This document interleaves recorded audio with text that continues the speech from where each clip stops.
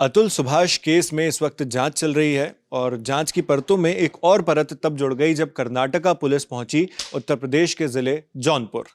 जौनपुर इसलिए क्योंकि जौनपुर में अतुल सुभाष का ससुराल है। ज्यादा जानकारी के साथ हमारे साथी हिमांशु हमारे साथ जुड़े हुए हैं। हिमांशु, क्या है, क्या हुआ है? पहले तो मैं थोड़ा सा इसका बैकग्राउंडर बता दूं कि अतुल और उनके परिवार पर कुल मिलाकर 9 केस दर्ज कराए गए थे, है ना।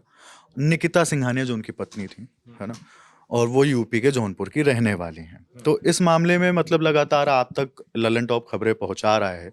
आप देख रहे हैं, अभी हाल ही में एक वीडियो आया अतुल के पिता का, जिसमें वो बताते हैं कि किस तरीके से पूरे मामले की शुरुआत होती है और फिर जब उनका बेटा इस दुनिया से चला जाता है, तो कल जब वो घटना की जानकारी दे रहे होते हैं, उस बीच किस तरीके से अतुल सुभाष की माँ बेहोश हो जाती हैं और उनकी क्या स्थिति बनी हुई है, मनोस्थिति क्या है, वो प्रधानमंत्री नरेंद्र मोदी, नीतीश कुमार से अपील भी करते हैं।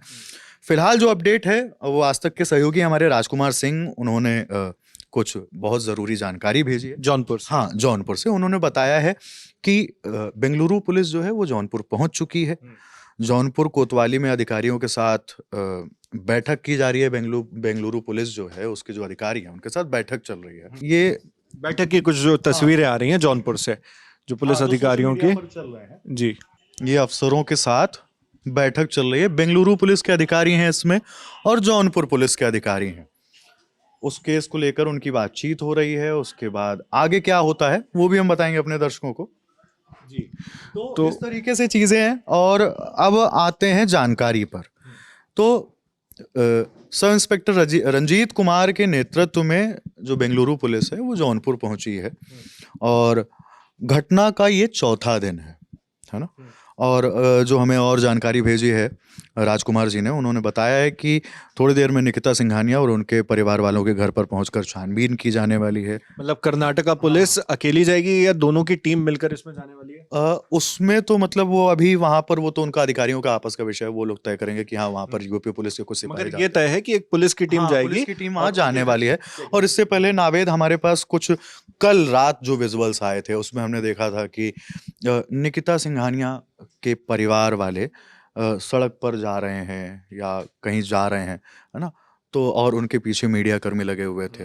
एक तस्वीर आई जिसमें निकिता सिंघानिया की माँ हाथ जोड़े हुए हैं, है ना, कि भाई बख्श दो, है ना, हमें जो अपनी बात कहनी है वो हम वकीलों के माध्यम से कोर्ट में रखेंगे वगैरह वगैरह। वो इस तरह से बातें चल रही थी। देर रात जब वो वहां से निकली तो भी एक संशय वाली स्थिति पैदा हुई कि इतनी देर रात वो कहाँ जा रहे हैं, क्योंकि कल से खबर चल रही है कि बेंगलुरु पुलिस जौनपुर आने वाली है।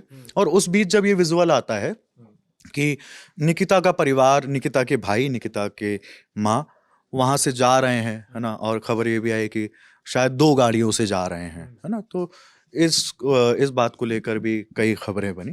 तो इस तरह से लगातार चीजें चली रही हैं। एक केस है ये, तो अब जब मामला सब जुडिस रहता है, विचाराधीन रहता है न्यायालय में, तब तक तो फिर तो यही होता है कि वकील जो हैं कोर्ट में अपना पक्ष रखते हैं। बाहर तो इस तरह से चलता है। कुछ और जानकारी? हाँ, मैं इसमें चाहूंगा कि कुछ और विजुअल्स भी दिखाऊं, है ना, कि जब वहां पर अधिकारी पहुंचते हैं, जैसे एक ये बेंगलुरु पुलिस के अधिकारी जो आपको दिख रहे हैं, ये बेंगलुरु पुलिस के अधिकारी हैं जो अपनी यहाँ पर कुर्सी पर बैठ रहे हैं। और उसके बाद यहाँ पर बातचीत शुरू हुई होगी अधिकारियों के बीच, क्योंकि ये मामला सोशल मीडिया पर हम जब देखते हैं तो बहुत बड़ी शक्ल ले चुका है ना।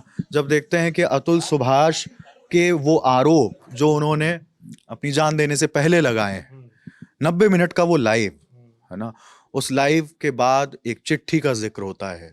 वो बताते हैं कि किस तरीके से उन्हें बार बार कई केसों में फंसाया गया, किस तरीके से बार बार उन्हें जौनपुर जाना पड़ रहा था केस के सिलसिले में। उनके पिता आरोप लगाते हैं अलग अलग कि मैं अपने पोते का चेहरा तक नहीं देख पाया, है ना। वो ये कहते हैं कि एक बार कुछ पैसों का लेन देन, कोरोना का जब समय था, कुछ पैसों का लेन देन शुरू हुआ, उसके बाद से विवाद शुरू हुआ। विवाद के बाद उस विवाद ने तलाक की शक्ल ली। पहले डावरी का केस डाला जाता है, फिर डावरी का केस वापस लिया जाता है, फिर प्रताड़ना का केस डाला जाता है, और उसके बाद ढेर सारे अपडेट्स और ढेर सारे केस दर्ज होते हैं। जैसा कि मैं अभी बता रहा था कि शायद 9 केस दर्ज हुए। और अतुल सुभाष का यह कहना था कि उन्हें कई बार अलग अलग तारीखों में सुनवाई के लिए जाना पड़ता था, जिससे वो बहुत परेशान थे।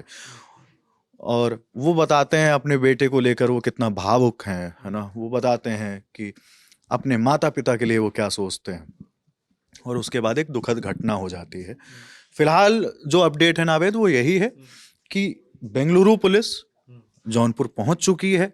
अब आगे की छानबीन की जाएगी, पूछताछ होगी शायद कि भाई क्या कुछ था, क्योंकि आरोप बहुत संगीन है ना। तो जो भी अपडेट आएगा दी लल्लन टॉप आप तक पहुंचाता रहेगा। आरोप, बेशक आरोप बहुत संगीन है और इस मामले ने एक नेशनल कवरेज में अपनी जगह बना ली है, एक नेशनल मुद्दे की शक्ल ले ली है इसने। हालांकि जो भी आरोप अतुल सुभाष ने लगाए हैं वो सारे आरोप अभी जांच का विषय हैं। उन आरोपों में कितनी सत्यता है वो पुष्टि तब होगी जब पुलिस इसमें पूरी इन्वेस्टिगेशन कंप्लीट करेगी, अपनी रिपोर्ट सौंपेगी और कोर्ट उस पर कुछ अपनी टिप्पणी देगा, उसे सही या गलत जो भी बताएगा। हालांकि इस मामले में जो भी अपडेट्स आ रही हैं, तो लल्लन टॉप पर भी उसकी लगातार नज़र बनी हुई है और उससे रिलेटेड जो भी जानकारी है वो हम आप तक लगातार पहुंचा रहे हैं।